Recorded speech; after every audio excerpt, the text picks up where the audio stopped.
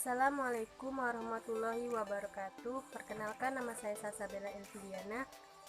Saya dari kelas PGMI 02 Angkatan 2019, NIM 1920201045, dari Fakultas Ilmu Tarbiyah dan Keguruan, Program Studi Pendidikan Guru Madrasah Ibtidaiyah, Universitas Islam Negeri Raden Fatah Palembang.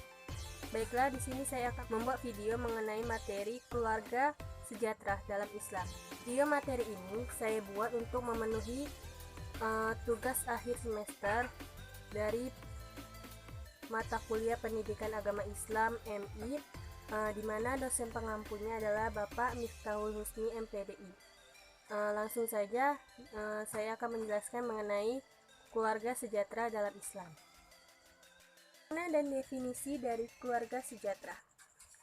Keluarga sejahtera adalah unit kecil di dalam masyarakat yang terdiri dari suami istri dan anaknya, ayah dan anaknya, ibu dan anaknya. Dengan demikian, keluarga sejahtera adalah susunan keluarga yang ada di suatu masyarakat yang dimana anggota keluarganya itu terdiri atas suami istri, di mana suami istri itu mencakup ayah dan ibu dan juga anaknya. Kesejahteraan keluarga adalah kondisi tentang terpenuhinya material, sosial, mental, dan spiritual seseorang yang membangun suatu keluarga sehingga dapat hidup dengan layak sebagai manusia yang bermanfaat. Maka keluarga sejahtera itu bisa dikatakan dibentuk berdasarkan perkawinan yang sah, mampu memenuhi kebutuhan hidup spiritual dan material yang layak, bertakwa pada Tuhan Yang Maha Esa, memiliki hubungan yang serasi, selaras dan seimbang antara anggota keluarganya, antar keluarga, dan masyarakat di lingkungan sekitarnya. Menurut Kamus Bahasa Indonesia, kata sejahtera diartikan sebagai kata yang aman, sentosa, makmur, serta bebas dari segala macam kesusahan, kesulitan, atau kesukaran, dan hambatan yang dialami. Atau kata sejahtera itu bisa diartikan sebagai ungkapan di mana keadaan suatu kondisi seseorang itu mengarah kepada keadaan yang lebih baik, di mana seseorang itu terlibat di dalam kehidupannya, mengalami kondisi keadaan yang lebih aman, sentosa, dan makmur, serta bebas dari segala macam hambatan. Selanjutnya, keluarga sejahtera di dalam Islam. Dalam sudut pandang Islam, tepatnya dalam pengertian di dalam Al-Quran, kata sejahtera itu mengandung banyak arti, seperti sa'adah, di mana sa'adah ini berarti bahagia, fazah, gembira, falaha, sentosa, rokhodan, suka atau senang, dan kata-kata tersebut mewakili pengertian dari sejahtera. Adapun pengertian kata sejahtera ini diartikan sebagai al-falah dan rokhodan. Al-falah dapat kita artikan sebagai suatu keadaan di mana mendapat keuntungan, kebahagiaan, kejayaan, bukan hanya kejayaan yang ada di dunia, tetapi juga kejayaan yang akan didapatkan di akhirat. Sedangkan kata rokhodan dapat diartikan sebagai kepuasan hati, kesenangan, atau kegemaran yang seseorang gemari. Menurut Kamus Bahasa Indonesia, senang atau kesenangan diartikan sebagai perihal suatu keadaan di mana seseorang mengalami perasaan senang, kepuasan, keenakan, kebahagiaan, kelegaan, dan kesukaan terhadap apa yang ia gemari. Seperti yang sudah Allah firmankan di dalam surat Al-Mu'min surah kedua 3 ayat 1-6, di mana surat tersebut berbunyi, A'udzubillahi minasyaitonirrajim, Bismillahirrahmanirrahim. Qad aflaha mu'minun allazi hum fi salatin khashi'un wallazina hum 'anil lagwi muridun wallazi hum lizakati fa'ilun wallazina hum lifurujihim hafizun illa ala azwajihim aw malakat aymanuhum fa innahum khairu malumin. Shadaqallahul azim.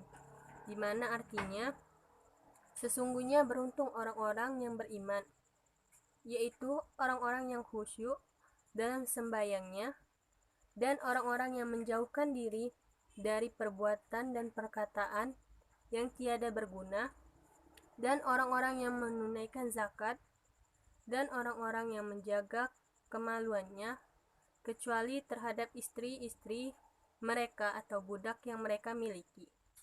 Maka sesungguhnya mereka dalam hal ini tiada tercela. Islam datang sebagai agama terakhir yang bertujuan untuk mengantarkan pemeluknya menuju kepada kebahagiaan hidup yang hakiki. Oleh karena itu, Islam sangat memperhatikan kebahagiaan manusia, baik itu kebahagiaan dunia maupun akhirat. Dengan kata lain, Islam dengan segala aturannya sangat mengharapkan umat manusia untuk memperoleh kesejahteraan material dan spiritual di dalam hidupnya. Dalam surat Al-Mu'min surah kedua 3 ayat 1-6, pengertian sejahtera juga terdapat di surat Al-Quraish ayat 3-4 dan juga di dalam surat At-Tahalaq pada surat ayat ke-2-3. Selanjutnya mengenai prinsip-prinsip hidup sejahtera. Prinsip hidup sejahtera dalam Islam. Islam datang sebagai agama yang bertujuan untuk mengantarkan umatnya menuju kepada kebahagiaan, baik itu kebahagiaan dunia maupun akhirat. Untuk itu, Islam sangat memperhatikan kebahagiaan manusia. Dengan kata lain, Islam sangat mengharapkan umat manusia untuk dapat memperoleh kesejahteraan di dalam hidupnya, baik itu material dan spiritual. Hidup sejahtera itu sangat menjadi dambaan bagi setiap umat manusia yang ada di bumi ini. Sebab tujuan hidup di dunia ini seseorang adalah untuk mendapatkan kebahagiaan. Menurut Dr. Aid Abdullah Al-Qarni, di dalam bukunya yang berjudul Berbahagialah, menjelaskan bahwa sesungguhnya dari dalam jiwa akan terjadi perubahan. Barang siapa yang merasa dirinya mendapat ridho, maka keridhaan akan ia dapatkan. Dan barang siapa yang merasa dirinya termakan kebencian, maka kebencian akan datang menggerogoti dirinya. Barang siapa yang termakan optimis, maka akan mendapatkan kebaikan. Sedangkan barang siapa yang selalu merasa khawatir akan tertimpa keburukan di dalam hidupnya, maka ia akan menemukan kekhawatiran itu. Berikut prinsip-prinsip hidup sejahtera di dalam Islam. Yang pertama, terpenuhinya kebutuhan materi. Setiap manusia menginginkan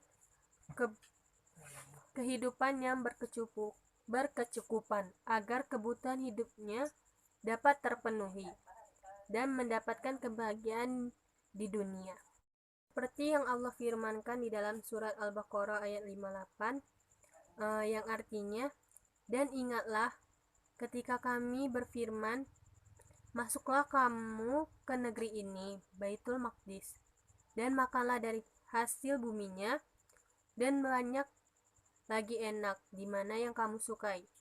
Dan masukilah pintu gerbangnya sambil bersujud, dan katakanlah, bebaskanlah kami dari dosa. Niscaya kami ampuni kesalahan-kesalahanmu. Dan kelak kami akan menambah pemberian kami kepada orang-orang yang berbuat baik. Ayat tersebut dapat kita lihat bahwa umat manusia diperintahkan oleh Allah Subhanahu wa Ta'ala untuk selalu melakukan pekerjaan yang baik dan bermanfaat bagi dirinya sendiri dan juga orang lain. Karena semua amalan akan dilihat oleh Allah sendiri dan serta para rasul, mukmin, dan akan diperintahkan oleh Allah di hari kiamat kelak. Kemudian akan mendapatkan balasan yang sesuai dengan amal perbuatannya ketika di bumi. Jika perbuatannya baik, maka ia akan mendapatkan pahala. Sedangkan jika ia melakukan suatu keburukan, maka ia akan mendapatkan dosa. Oleh karena itu, kesejahteraan sendiri mempunyai beberapa aspek yang menjadi indikator di mana salah satunya yang terpenuhi ialah adalah kebutuhan seseorang dalam segi materi. Selanjutnya, terpenuhinya kebutuhan rohani. Kebutuhan rohani adalah kebutuhan yang sifatnya tidak nyata, di mana hanya pribadi yang bersangkutan yang bisa merasakannya secara langsung. Kebutuhan rohani juga disebutkan sebagai kebutuhan yang secara batiniah sangat diperlukan oleh manusia untuk mencapai kepuasan batin. Salah satu jalan untuk memenuhi kebutuhan itu yaitu dengan cara beribadah kepada Tuhan yang Maha Esa, yaitu Allah Subhanahu wa Ta'ala. Allah telah membagi tingkatan pengalaman nafsu di dalam Al-Quran menjadi 3 tingkatan, yaitu yang pertama an-nafsul amarah bisu, yaitu nafsu yang selalu menyuruh dan mendorong supaya berbuat jahat. Hal ini terjadi apabila kita terus menimbulkan nafsu an-nafsul lawwamah. Yang kedua an-nafsul lawwamah, yaitu tekanan batin dan penyesalan karena telah terlanjur melakukan suatu kejahatan. Kelak karena pengalaman diri, karena menuruti nafsu al-marah bisu yang menimbulkan sesal, maka dapatlah ia mencapai an-nafsu mutmainah. Yang ketiga an-nafsu mutmainah, yaitu nafsu yang telah mencapai ketentraman setelah menempuh berbagai pengalaman. Selanjutnya, prinsip beriman dan bertakwa. Iman termasuk pondasi yang utama dalam menegakkan agama Islam. Untuk dalam setiap ibadah, baik itu maqdoh maupun ghairu maqdoh. Iman merupakan bagian terpenting demi terwujudnya amalan-amalan manusia, termasuk terciptanya kehidupan yang sejahtera. Menurut Shihab, perumpamaan keadaan seseorang yang beriman, betapapun sulitnya keadaan, walau ibarat menghadap ke suatu jurang yang amat curam, tidak akan terjatuh dan binasa. Prinsip tersedianya sumber penghidupan, dan tidak ada suatu binatang melata pun di bumi ini melainkan Allah lah yang memberi rezekinya, dan Dia mengetahui tempat berdiam binatang itu dan tempat penyimpanannya. Semuanya tertulis di dalam kitab yang nyata, yaitu Lauh Mahfuz. Surat Quran Hud ayat ke-6. Dari ayat yang sudah dijelaskan, dapat dilihat tidak ada suatu makhluk pun yang luput dari pantauan Allah Subhanahu wa Ta'ala, hingga ia bisa mendapatkan rezekinya dan menjadi bagiannya tanpa Allah kurangi sedikit pun. Demikianlah materi yang sudah saya paparkan melalui video ini mengenai keluarga sejahtera dalam Islam.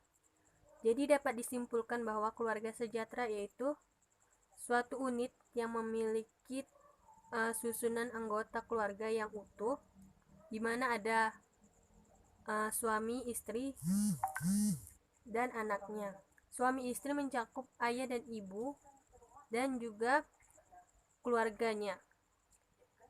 Jadi keluarga sejahtera itu keluarga yang dapat membina